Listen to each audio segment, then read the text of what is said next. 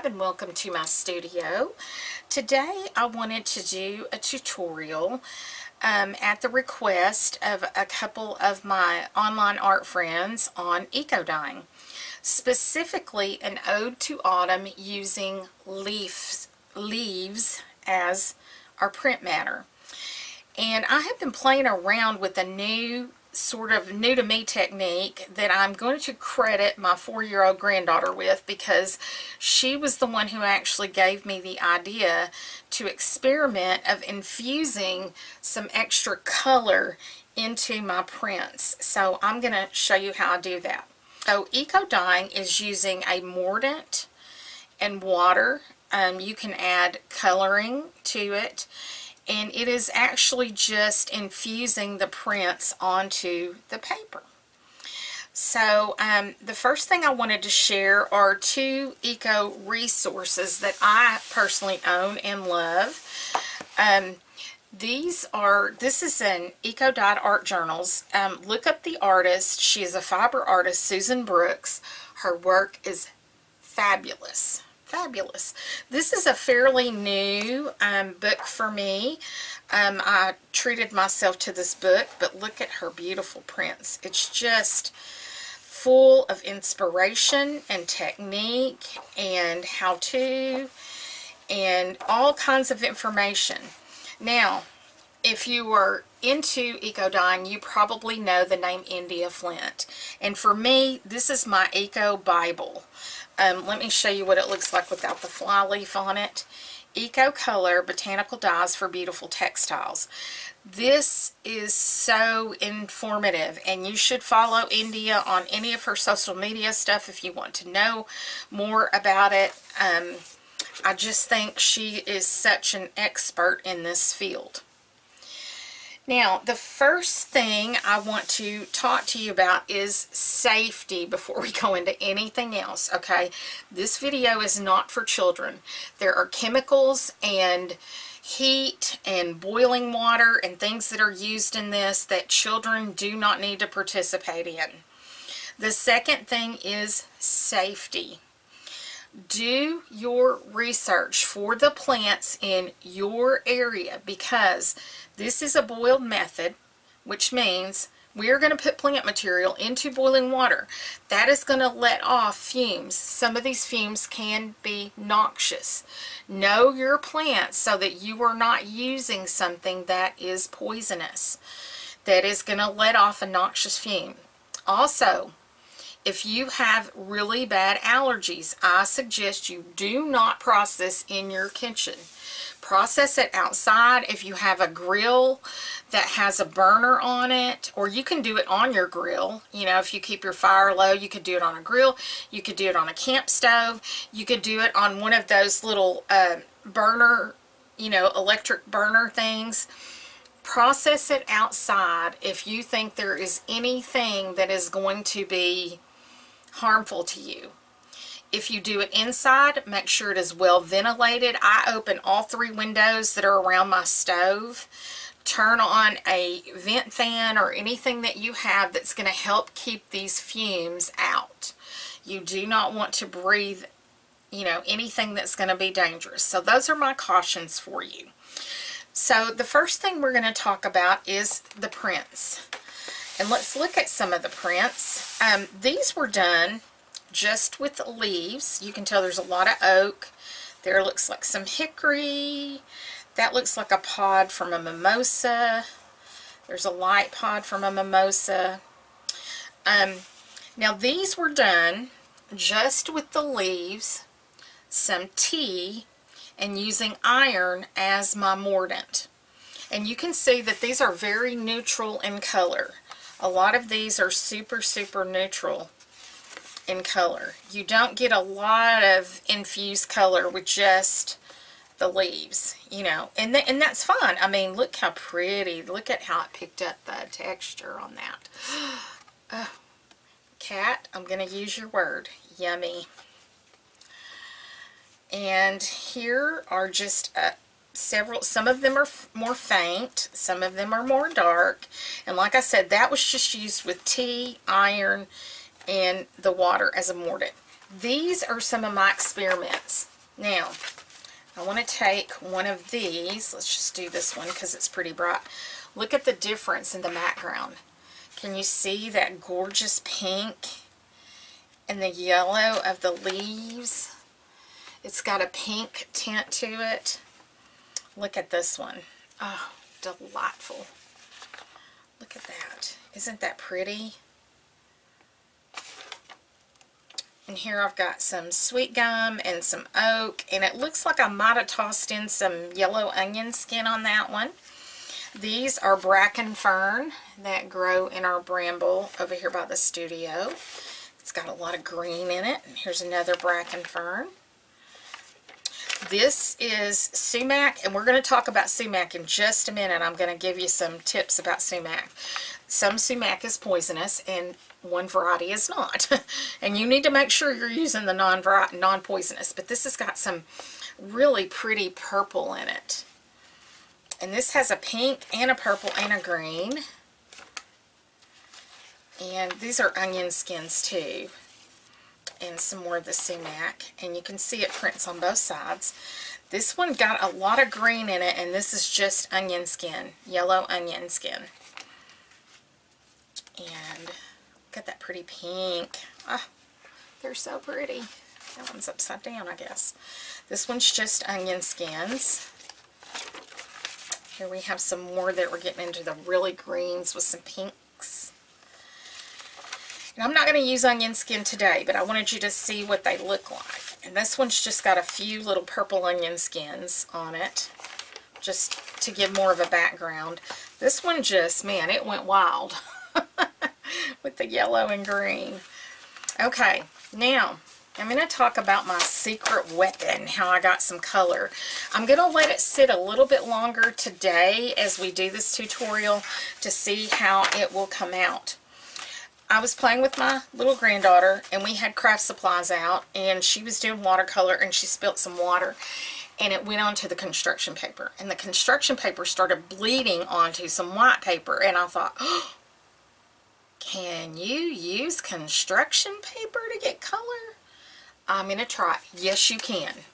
Yes, you can. Here's what this construction paper looks like after it's processed. You can even keep these papers.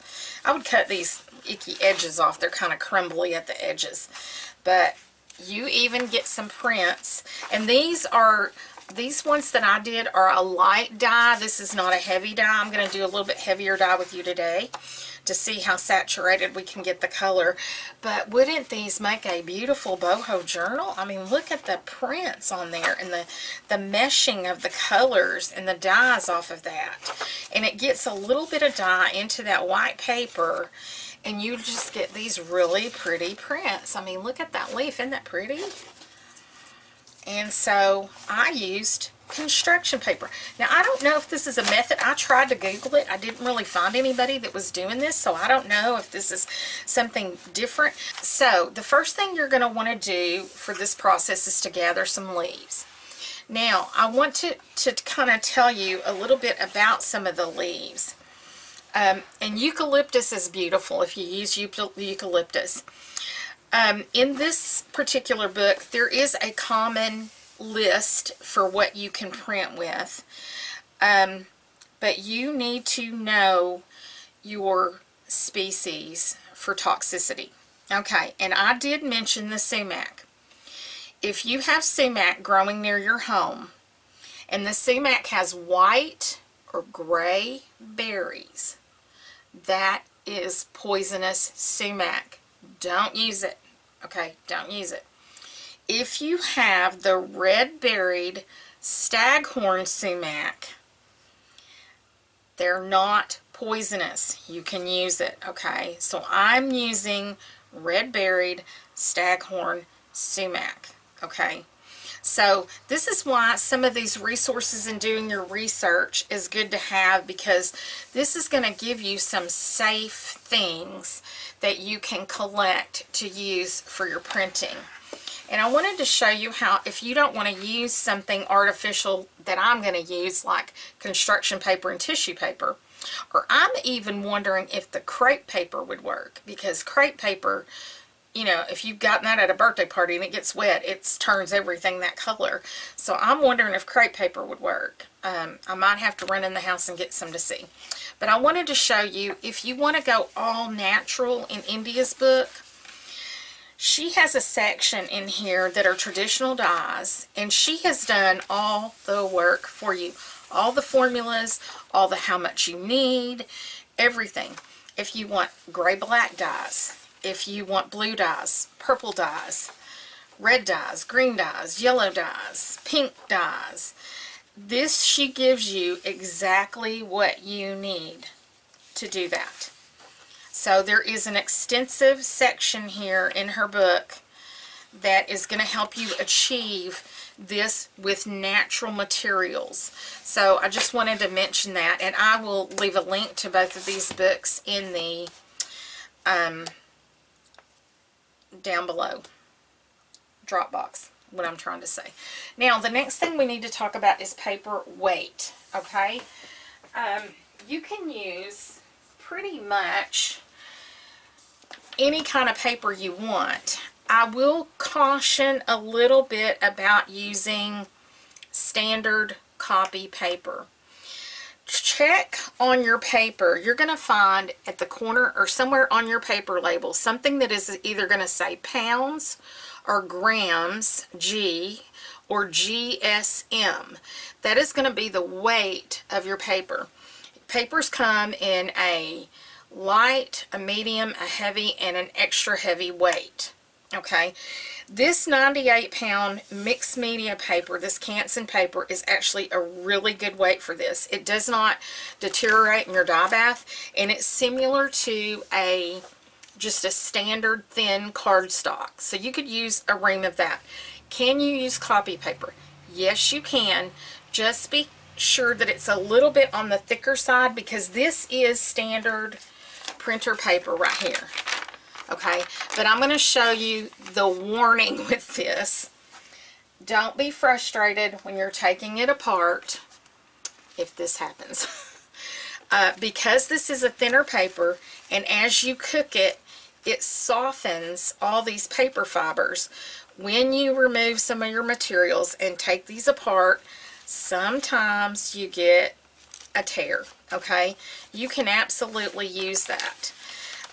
But it's up to you. You can use mixed media paper, you can use copy paper, you can use watercolor paper, you can use drawing paper. This is an old sketch pad. I don't even know where I got these. I had several of them, and it is a thicker paper, and so I've been trying to use some of these up because I'm not using it for sketching.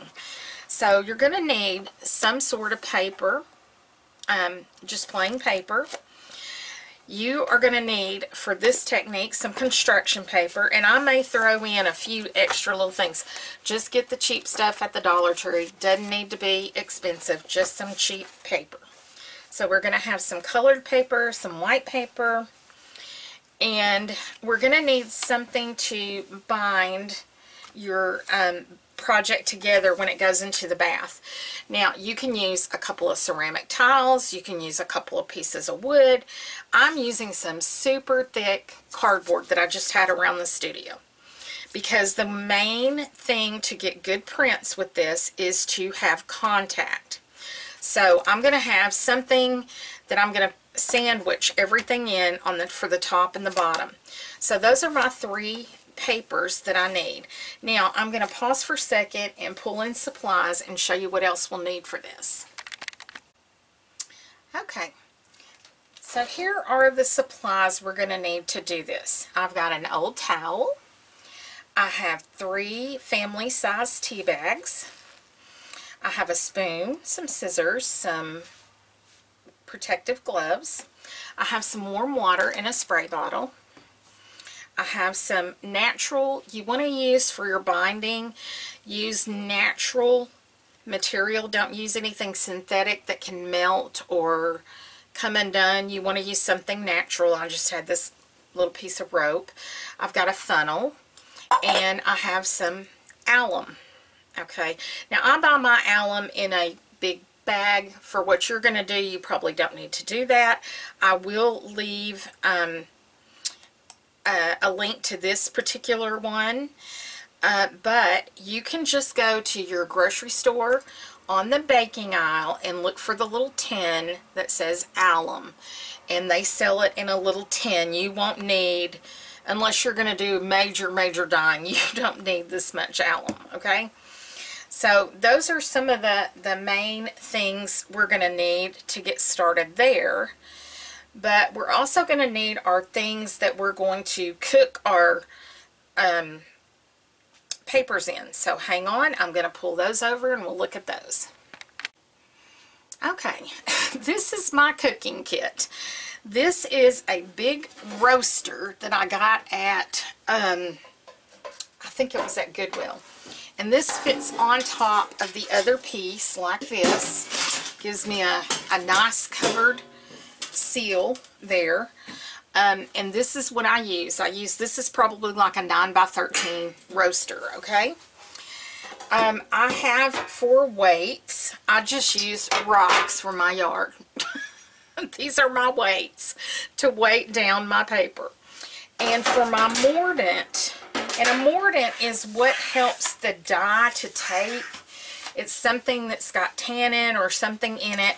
For mordant, I use rust. I use these rusty pieces. Now, some people put a tray in here. Since I use cardboard, you can use like those little racks that cookies go on. You could use those and put one here and one here and sandwich. You can use whatever you want to bind. I don't mess with all that. And I just leave this in here all the time, and it'll look really clean when you're done. When it gets boiled, it's going to look really clean. But then it'll rust back up, and I just keep using it every time. That way I don't have to mess with a lot of chemicals. This is a natural way to do it. So, and plus I like that my bits kind of sit up a little bit, so they keep this off the bottom. I don't have to put a rack in there because this kind of keeps it up off the bottom from the heat. So basically, and then you have to have water, warm water. So basically that's what you're going to need, and I will do a supply list for this and link it below. That way, if you want to, you know, have it all printed out. The main thing we're going to need here are leaves. And so I went out and gathered, get rid of this, gathered leaves, and I did that yesterday afternoon. And what I did was just mist the inside of my bag to keep them moist, because I knew that this was going to be time sensitive. We're expecting some rain here. So I do have a bag of my leaves, and we'll go over that in a minute. The first thing we're going to do is prepare our papers and our leaves. And I'm going to use, I have this filled up to about right here with warm water, okay? And I'm going to use my funnel, and I'm going to use the alum, and I'm going to put alum in here. And I like to, oh, my alum is, let's see if I can crunch that up with my scissors. Kind of settled there on me. Sorry about that. Oh, the beauty of live filming, right? And I'm going to put some alum in here. Now, you can soak your papers. I'm going to use about 3 tablespoons in here, 3 spoons in this jar. You can soak your paper in alum, but I just missed mine. I'm like, I don't like all the extra steps, you know? You have to do all the extra steps. Okay. Got a chunk there. That's kind of, there it goes. Okay. Put that to the side. And get this lid back on there, and then I'm just going to shake it, because you need warm water to dissolve this. So that's why I said warm water. We're going to shake. And then we're going to start building our sandwich here. Make sure this is open. Is it open? I don't know. Let me see. Oh, come on. Of course this is going to do this. Hang on. Let me pause and get this spraying. Okay, best laid plans of mice and men. I don't know why that sprayer quit working. This is the only other spray bottle I had in the studio, so I just transferred the water off into that. Anyway, what we're going to do is put down our first thing of cardboard, okay? And then I'm going to decide if I want some color here. And I think I'll just start with like maybe an orange. I'm going to put that down. And I'm going to mist. This is going to take forever doing it this way. I'm misting this paper with alum water. It's better if you have a big.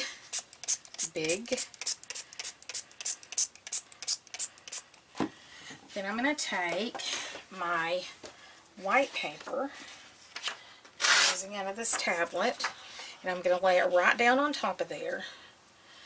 I'm going to go ahead and mist this also. I mist in between each of these sheets, okay? This just helps to do your thing. Let's get my leaves out of here.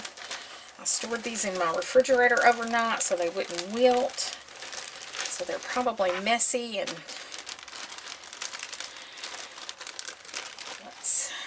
there we go. Okay. Now, you can use your gloves. I don't use gloves for this part. I probably should, but I like to put my leaves face down. Now, you can arrange them. You can just pile them on there, however you want to do them. And I don't know if I said, but I did spray inside my bag with alum water to do this. I'm just going to put a few, just 3, I think. That's all I want on there. Okay. Then I'm going to put another sheet of paper on top. And I'm going to keep building a sandwich. Okay. I'm just going to keep building a sandwich. Now, in between that, I think I want to put some yellow. In between each of my pages, I'm going to put down. Now, one side of that's already going to get wet. So from here on, I'm just going to kind of mist one side. Okay. And I'm not, now if you want to, you can put plant material in between here. I'm not. I just want the color to come through, and this will print through. Here's a nice pretty oak leaf, and I didn't spray that, did I?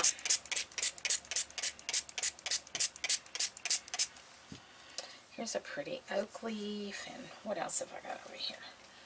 Let's kind of dig through this. These are pretty. That's kind of pretty. If I'm thinking page-wise, like I might use this in a journal, I might try to be, you know, you can be wild and free with it. Do it however you want. Here's some pretty yellow. I think I'll do those with the oak. I think I'll just do that. I like that. And then I'm going to keep building my sandwich. And I press it down in between. And this is where, you know, if you don't want to touch the water or whatever, you can wear gloves. Then let's put some, I don't have a lot of space here. Let's put some purple on there. And I alternate my colors. Now, you might want to do a whole set of one certain kind of color. It's totally up to you, whatever you want to do. But you are going to continue to build a big sandwich of leaves. Now, these are my sumac leaves. These are the not poisonous ones. And these make bourgeois prints. Oh, they're so pretty. Don't you like my Southern French? I'm just going to do 2 on that. Now, you can, I am completely out of onion skins right now. I just did a huge dye batch. I dyed different papers, different methods for a week. And I used up everything in my toolbox that I had. Everything. So I didn't have a lot of, ooh, look at that twiny viney. Isn't that pretty? Let's get some of these more single ones. I'm getting hungry. Paper making is making me hungry. I might have to stop and have a little snack. And again, I'm just going to grab a piece of paper. I should have pulled these apart so I wouldn't have the black in there. I don't want black in mine. There we go. And we are going to continue to build. I'll film a couple more of these, and then I'm going to turn the camera off and do this where it's a lot. Oh. Color paper, solid paper, colored paper. I'm just not going in much order here. So, oops, a couple of different oak leaves that I like. And I know how I use my paper, and that's why I kind of do my prints. I kind of know how I want to use these prints. So, you can just pile leaves all on there and make a whole thing, you know. So, I know this is like watching paint dry. Let me do one with, I want to use a yellow and a green. Let me get those ready. Use a green one here. And I'm kind of smoothing down each time. And I'm not saturating this. I'm just, it gives it a little, it's kind of like glue. You know, it's kind of like glue. And you can build a pretty big stack. This will make a pretty big stack. Let me see if I can find, oh, some of the bracken ferns turned overnight. That's okay. It'll still be pretty. It'll still be very, very pretty with all the bracken fern. Oh, that one's got lots of spores on it. It's really pretty. So does that one. Maybe I'll do one up like this and do those over to the side. I'll save this one to use with those.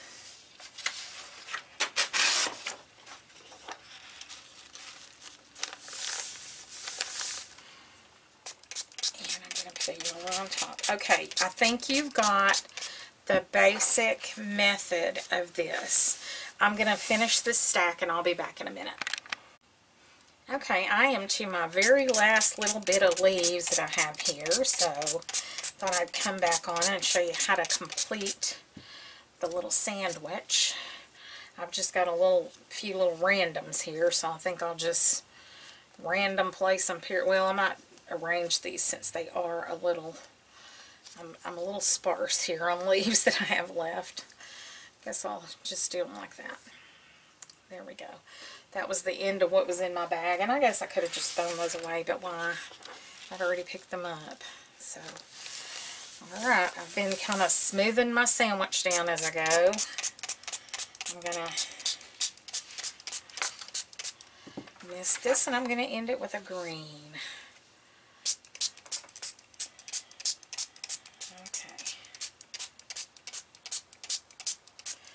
Now, what I'm going to do is, I'm going to take scissors, anything that's really poking out, kind of give it a little nip, stems and things like that that are poking out very far.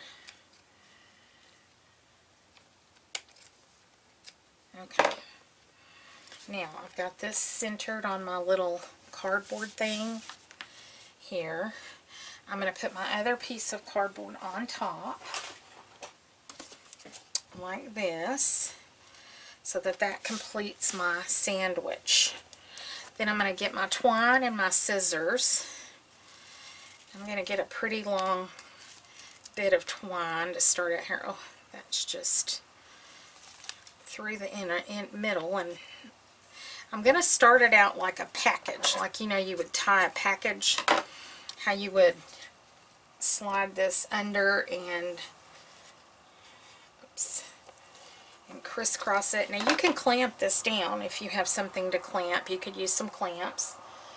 I guess I should have reached over there and got some, but I feel like this is why I like something rigid on top, so that I can really tighten that down. Okay, then I'm going to flip it over and do that again this way, and then we're going to go ahead and continue bundling it, because the key to this is getting a good contact. Good contact is key. I could probably wrap this one around a couple times. And then you're going to take some more string and continue to wrap and tie until we have this bound both ways really tight. Okay. Get some more. With this one, what I'll do is I'll just tie it off to this one. I think I'll just do it this way.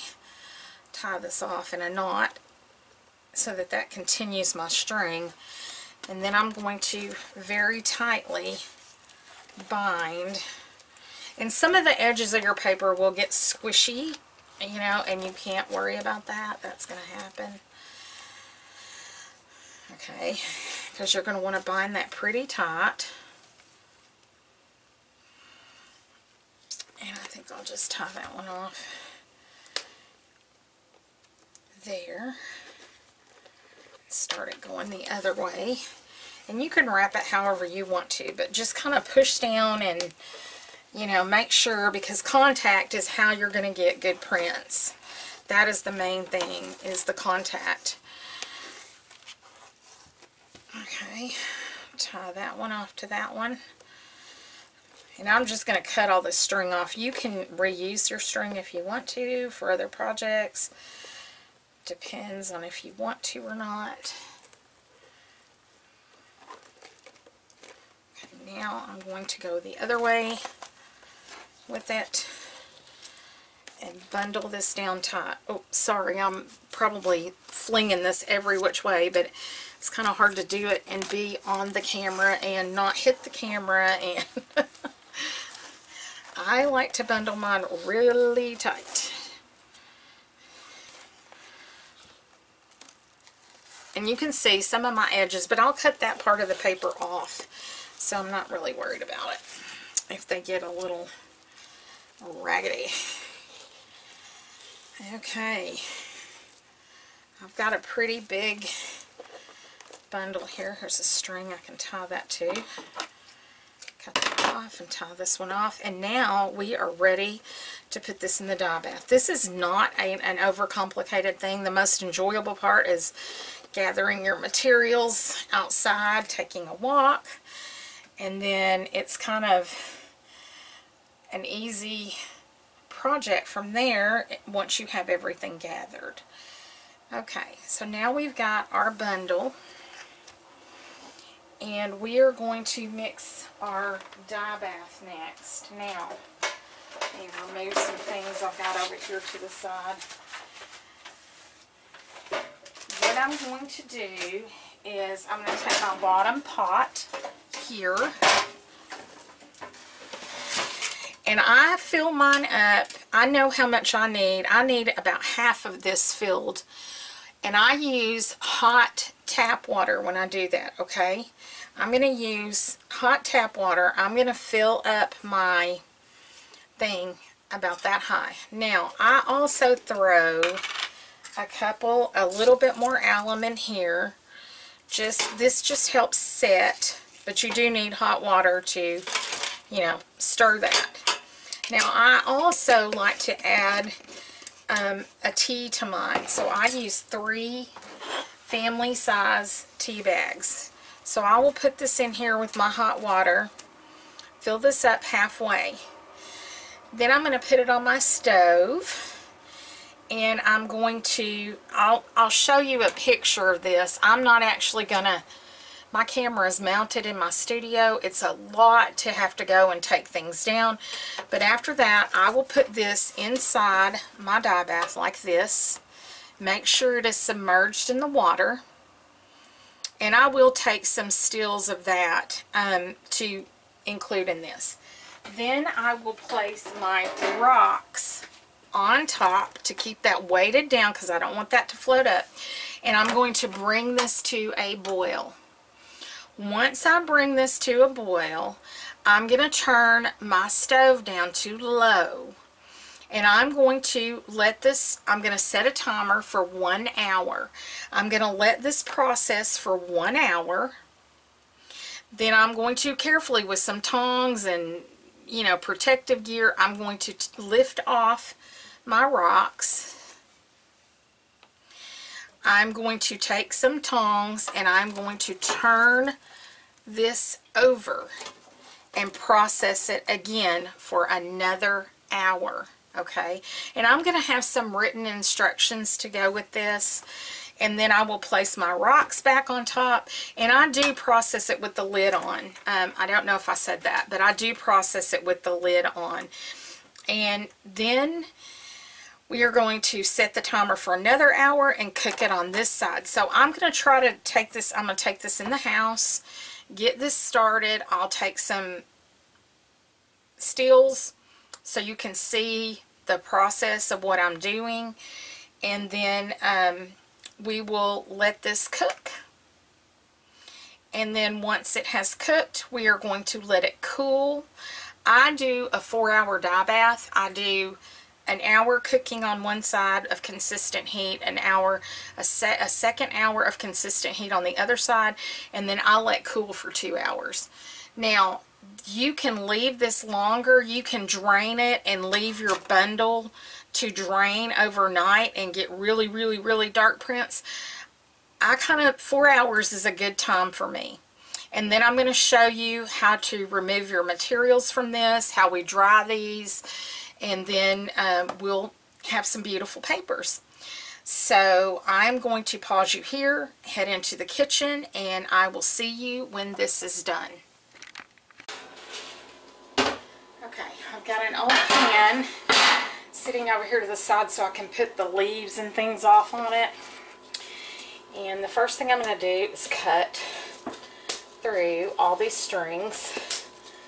Now, like I said, you can keep and use these dyed strings if you want to. I don't. And I think we were talking about the process, okay, how I had let it sit. Once it was cool, I took it out, sat it on up end on the sink to let it drain some of that stuff out. When the water was cool enough, I emptied the rust water outside. Don't want that down my drain. And then I let this sit a little while till it really wasn't running, soaking wet. And let me put something in there to catch that a little bit. Okay, I'm going to try to leave this off to the side. Well, it's going to be hard for me to show you how to do this. Okay, we're going to take off that topmost layer, that cardboardy piece. Okay, I'm going to take off gently. This is where we have to be kind of careful. Let's see if I can get it lifting. It's kind of hard for me to do with one hand. If I can get this lifting. Well, I think I'm going to have my other hand to help me. Okay. Now, I'm going to start removing this top piece of paper, okay? I'm going to remove it. And, ooh, look what we've got under there. Isn't that gorgeous? Gorgeous, gorgeous, gorgeous. Now, this is where you have to start being careful because we're down to that white paper. That white paper's kind of thin, and I'm going to grab a butter knife to help me because I don't have long fingernails. Okay. Now, here's where I'm going to kind of gently lift. See how I'm lifting this corner? I'm going to get that kind of loose. that one, is that 1 or 2 sheets? That's 2. Want to get 1 sheet. It's kind of thin there, so this is where we have to be really careful. This is hard to do with this angle. I couldn't get a good angle to try and do this. Okay, I'll just pull it off. I'm pulling it off very easy. See how lightly I pulled that off? Look at that print. Isn't that gorgeous? Now, you're going to use some tap water. Here's a big thing. Do not turn this tap water on very high. Turn it on really a very low trickle, like this. Just a very low trickle.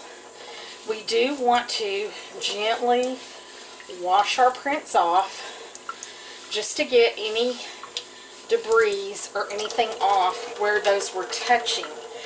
Now, I'm going to take this and I'm going to lay it. I have, and I'll take a picture when I'm done, I have some old blankets and sheets and things, and I will lay them all over my dining nook. They'll be on the table, on under the table, on the floor, anywhere I can find a space. So I'm going to transfer this, and then I'm going to show you how to remove the leaf matter.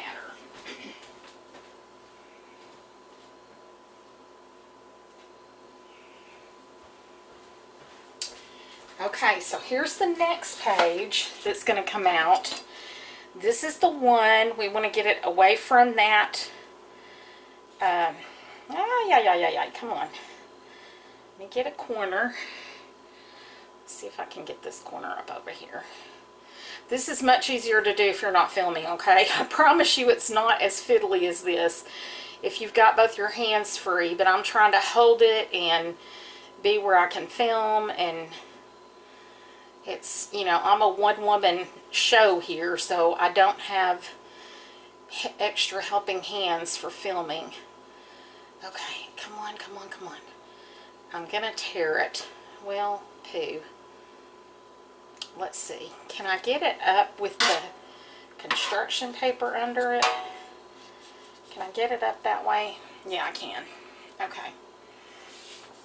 Alright. This is 2 sheets together. Now this has the leaves on it. So you're going to gently take these off.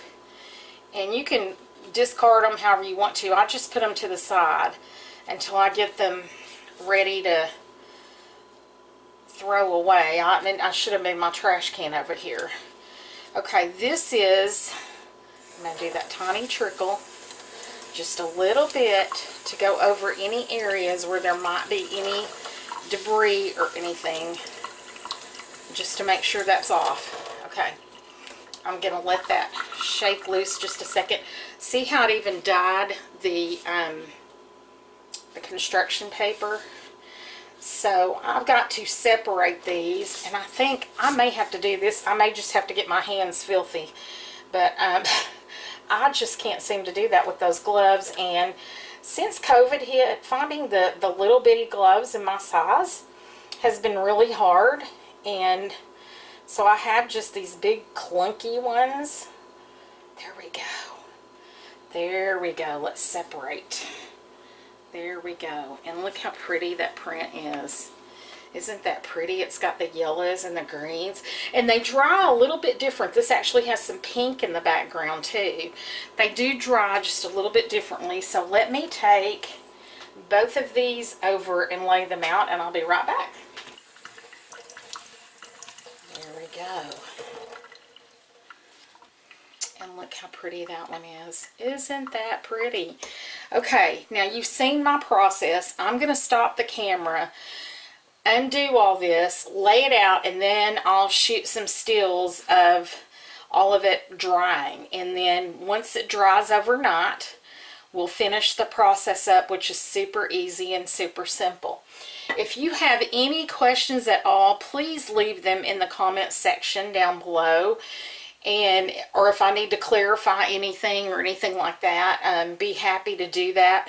Different people have different ways of doing it. This is my method that has worked the best for me, that I get the results that I love, and I'm really digging on this construction paper thing. So I didn't throw in any of the bleeding art tissue or the other. I'm going to do a little small dye bath tomorrow, and I'll let you know how that comes out. So I'm going to pause, process the paper, and I'll come back.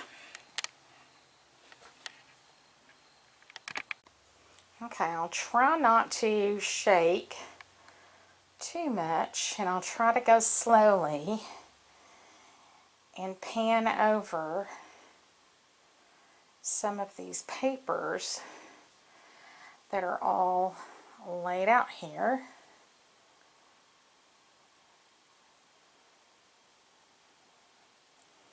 To show you some of the pretty colors and prints.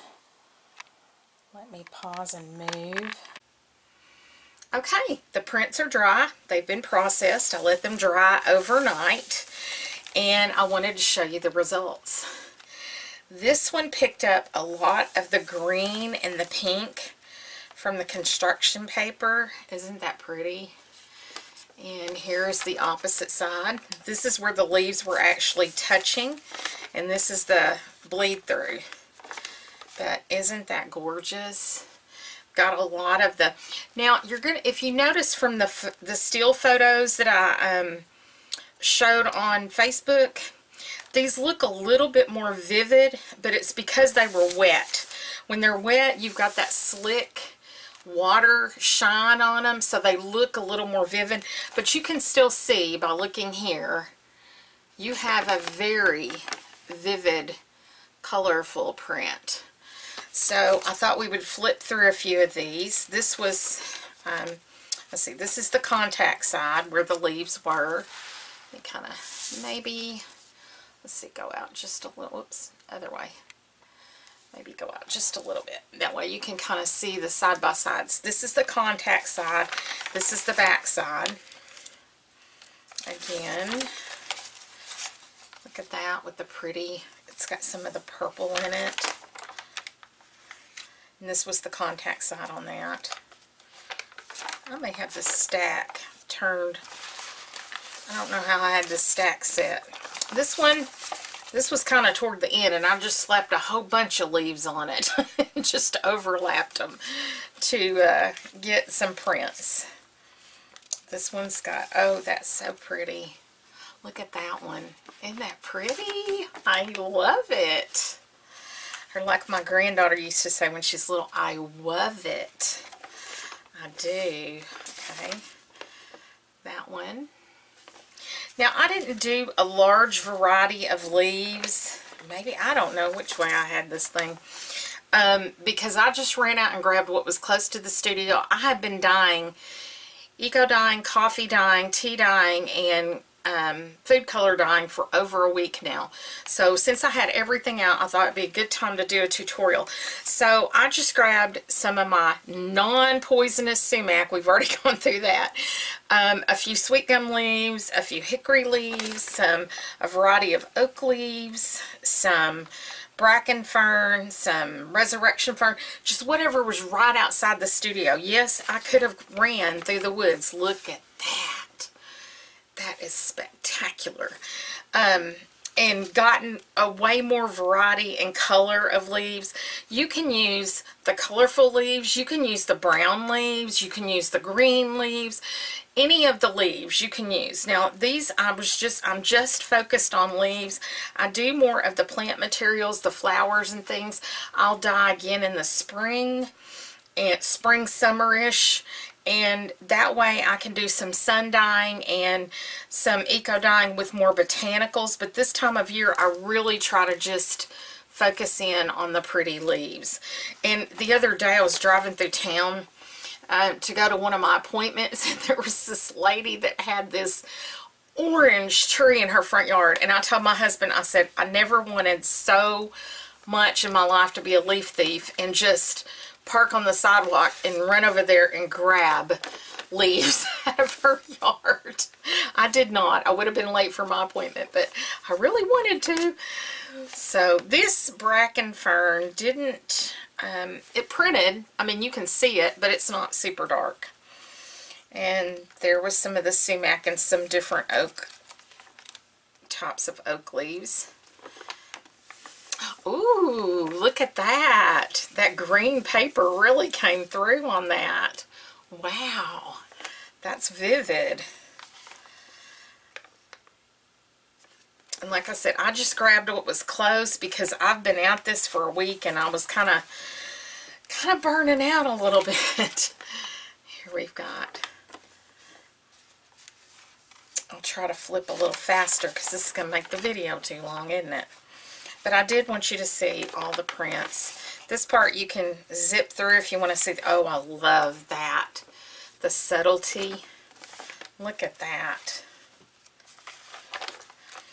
But I'm just kind of, like I said, oh man, look at that. I know, it's like ooh and ah once you see it because they're so pretty. Oh, those are nice. I like that repeat. You can lay these any way you want to, you know, however you want to arrange them. If you want them all covered, if you just want one big print or whatever. Now, you can process this, like put your leaves and then fold the paper. The reason I don't like to do that, I'm going to tell you, is because the boiling process weakens the paper a little bit and you get a weaker fold here. Plus you get a die line right down the middle of your paper. So I prefer to process flat, but that's totally up to you if you want to do it that way. There's really not a right or wrong way. It's what you prefer. Ooh, I kind of like that. That looks like the forest floor. Look at that. Okay, now I decided to see what was going to happen if I left a couple of these overnight. Was, you know, is it going to be richer in color? Is it going to be any different? These are still a little bit damp, but my answer is no. I didn't see any remarkable difference in, after they were drained, in letting these papers here sit overnight in the, you know, still stacked. I didn't see any difference between them and these prints at all. I didn't see any different color saturation or anything. So I'm thinking my 4-hour method is what I'm going to stick with, because these are just all, they're not any more saturated in color than any of the others. So, you know, and then you still have your papers from the construction paper if you want to keep these. I'm thinking these right here would be beautiful stenciled over and used in like a bohemian journal. I think these would be really pretty used that way. So I think I'm going to try that and let you, I'll let you know how it works out. Now, I did not, last night I had a lot of trouble with my Renards because the weather is getting cold, so I did not go back and test dye with the crepe paper or the, what did I tell you? The bleeding art tissue. I did not go back and do those. But I will, sometime I'll just add an update to this film. So the last thing you can do, you can see that this process kind of fluffs the papers up. And you can store them just like this. This is fine. You don't have to process them any further. But if you want to, you can iron these, which will reduce that stack by half. So you want to use a dry iron, no steam, no water, cotton setting. You just put your thing on your little ironing board, cover it with some fabric, because you don't want to iron directly onto the paper. And we're just going to iron it. And this will kind of take all that wrinkly fluff out of there. And I usually flip it over and do the other side. And then that's all I do. And see how it's, here, let me do a side by side. You can see that this one is much more flat. And now this one's all wrinkly. You know, see, we've got the... And so that is the last thing I do. And then, as you know, make sure they're completely dry. And I'll just store these in my little storage box for my paper. And that is this Eco Dye tutorial. I really hope you've enjoyed this. If you have any questions, leave them in the comments. And I'm working on another tutorial that I think will be fun. And maybe we'll come back and have a ready, set, play with some of these papers. So thank you for joining me, and I will see you around the studio.